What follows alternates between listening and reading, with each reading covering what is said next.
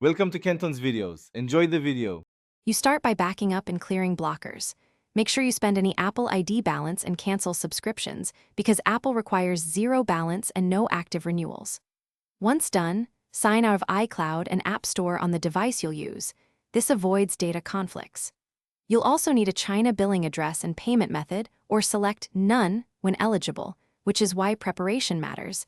It prevents interruptions and account lockouts during the region switch.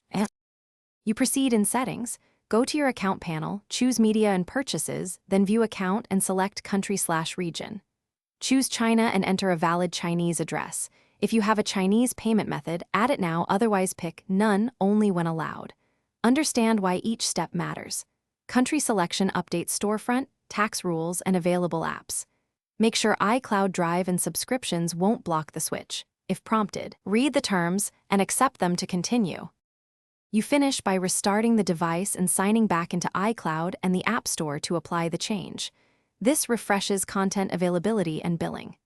If a payment method is rejected, try another Chinese-issued card, Alipay, or set payment to None if eligible. Payment validation is often the blocker.